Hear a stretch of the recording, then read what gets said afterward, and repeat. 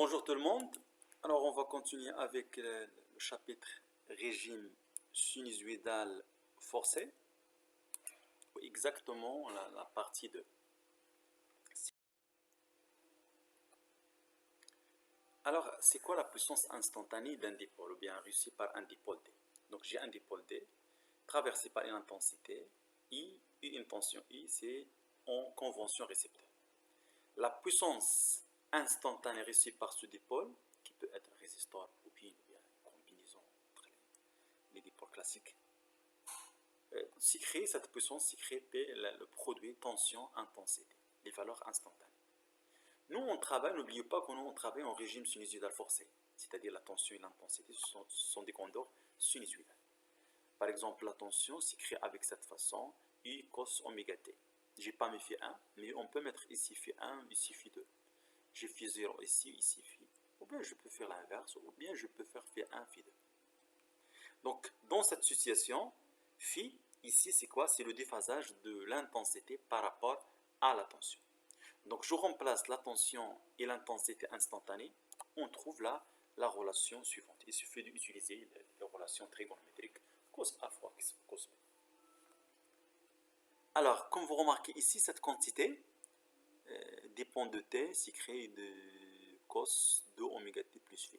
Si tu calcules la valeur moyenne de ça, tu vas trouver 0. Donc, ce qu'on va voir dans la puissance active, c'est la puissance instantanée. Donc, si on fait la valeur moyenne de ça, on trouve la puissance active, ou bien la puissance moyenne.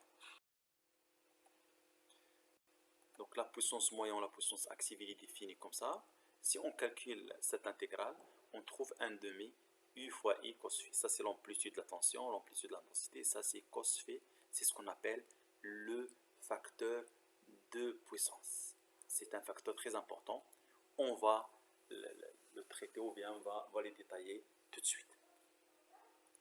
Autre chose, c'est-à-dire on peut remplacer ici, au lieu d'utiliser les valeurs maximales ou bien les amplitudes, on peut utiliser les valeurs efficaces.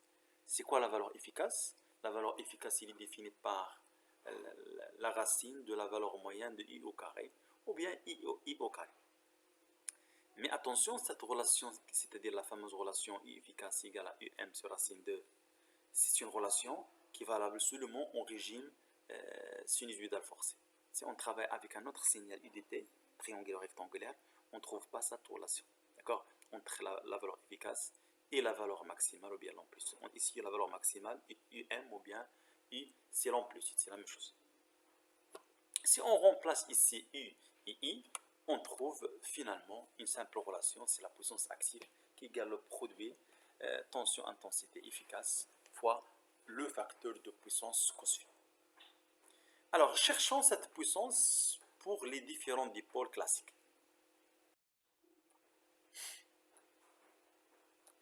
Alors, le résisteur. Pour le résisteur, c'est quoi le déphasage entre la tension et l'intensité? Phi égale à 0. Donc, la puissance active égale à la tension fois l'intensité.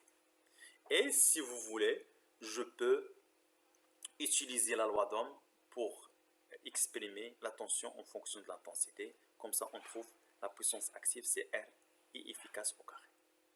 Pour le condo et la bobine, phi égale moins pi sur 2 pour plus ou moins, parce que phi, ça dépend, est-ce que c'est le déphasage de la tension par rapport à l'intensité ou bien l'inverse. Phi égale plus ou moins pi sur 2. Et donc, la puissance active égale à 0. Alors, ça signifie quoi? PA égale à 0. Ça signifie tout simplement que le condo et la bobine, ce sont des éléments de stockage d'énergie. L'énergie fait seulement l'escale dans la bobine et le condensateur, et après va partir vers un autre endroit. C'est-à-dire, en moyen, pas de consommation d'énergie ou de puissance. Alors, je passe l'importance de cosinus phi, ou bien le facteur de puissance. Je prends par exemple ici, il y a la production de l'énergie électrique. Un barrage ou une station, des panneaux thermiques ou bien des panneaux photovoltaïques. Donc, par exemple, j'ai fait ici Office national d'électricité. Je veux transporter cette énergie électrique produite à ce niveau vers l'utilisation. Donc, on est obligé de passer à travers des lignes de transmission. Les lignes de transmission sont modélisées par Z ou bien une résistance R. Et ça, c'est la charge, c'est la consommation, c'est un appareil électrique, un moteur électrique. Donc j'ai une intensité ici, j'ai une tension ici, j'ai un déphasage bien sûr entre la tension et l'intensité. Alors, pour minimiser les pertes à travers les lignes, c'est l'objectif de l'Office national d'électricité, qu'est-ce qu'il faut faire? Donc pour cela, on va exprimer le rendement, c'est-à-dire on va voir quels sont les facteurs qui permettent d'augmenter le rendement de transport de l'énergie, c'est-à-dire minimiser les pertes à travers les lignes de transmission. Donc le rendement, c'est PC, c'est la puissance consommée par la charge, ou bien si vous voulez, c'est PA, c'est la puissance active de cette charge. Sur PG ou bien P total, c'est-à-dire PC plus PL, c'est-à-dire c'est la puissance utile sur la puissance fournie. Donc l'Office national électrique va donner PC plus PL. Et la facture d'électricité, il n'y a que PC. On divise le tout sur PC, on trouve cette relation. Alors, cherchons ce rapport PL sur PC. On peut montrer que PL sur PC égale à RI efficace au carré. PL, c'est une résistance. On peut modéliser les lignes de transmission comme une résistance. Ou ça égale à RI efficace au carré.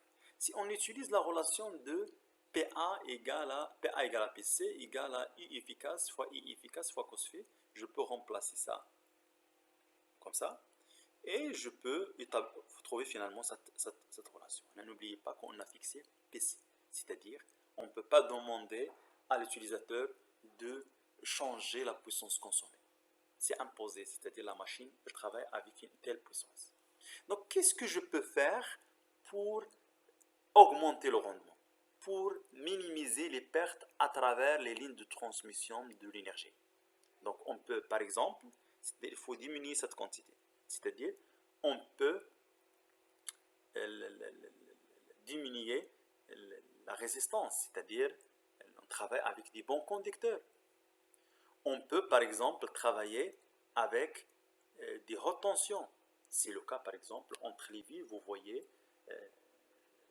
ce qu'on appelle les lignes à haute tension. C'est comme ça, avec cette façon, on peut minimiser les pertes à travers des lignes de transmission, c'est-à-dire les tensions entre les fils arrivent les kilovolts, des valeurs très grandes par rapport à 220 bien sûr. Et ici, il y a cos phi.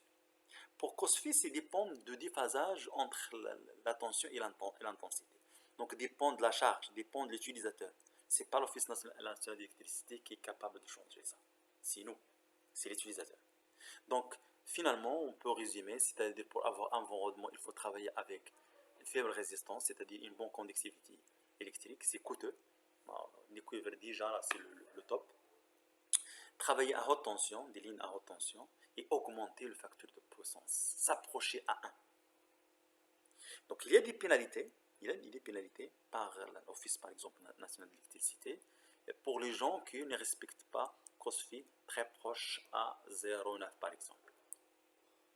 D'accord? C'est-à-dire si on a un appareil, alors on peut ajouter seulement un condensateur en parallèle, on peut régler la valeur de ce condensateur, ça permet d'avoir cos phi très proche à 1, ou ça permet de garder la même facture d'électricité pour l'utilisateur, ou ça permet de minimiser les pertes à travers les lignes de transmission.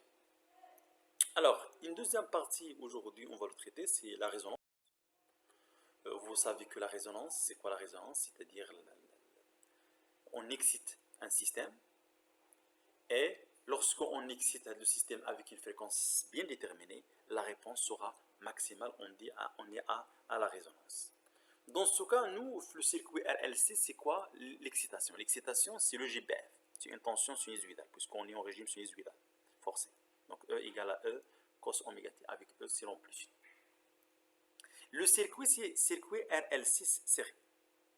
Ce circuit est caractérisé avec une fréquence propre ou bien une pulsation propre, oméga 0 égale à 1 sur racine LC. Donc, qu'est-ce qu'on peut faire ici? On va changer la fréquence de notre GBF. Et on va voir lorsque oméga de GBF coïncide avec oméga 0 de circuit, l'intensité qui traverse le circuit est maximale. On dit qu'on est à la résonance d'intensité. Allez-y, on va confirmer ça. Allez, B calcul. Donc, l'intensité, puisque ici j'ai choisi pas de phase à l'origine, on est obligé dans l'intensité de faire un déphasage. Ici, dans ce cas, c'est le déphasage de l'intensité par rapport à la tension de GPF. Alors, en notation complexe, je peux, pour faciliter le calcul, on travaille en notation complexe. Le GBF sera modélisé une force électromotrice en notation complexe, l'intensité complexe, l'impédance qui traduit l'impédance du circuit RLC serré. Ici, c'est la tension au borne de cette impédance. Donc, puisque cette tension est égale à cette tension. Comme il s'agit de la loi d'Ohm, E complexe égale à Z fois I.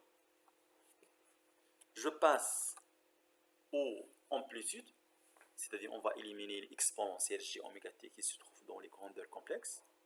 Et on peut montrer, grâce à l'impédance qui s'est créée sous cette forme, que l'intensité en complexe qui traverse le circuit s'est créée avec cette façon. Donc ça, c'est l'amplitude complexe de l'intensité de courant électrique et il s'est créé avec cette façon. Il dépend de oméga. Donc cette grandeur complexe est caractérisée par deux choses, partie réelle, partie imaginaire, ou bien le module de I, c'est l'amplitude réelle, et l'argument, c'est phi de I par rapport à E. Donc on va essayer de tracer l'amplitude et, ou bien le module et l'argument, et comme ça on discute le phénomène de la résonance d'intensité.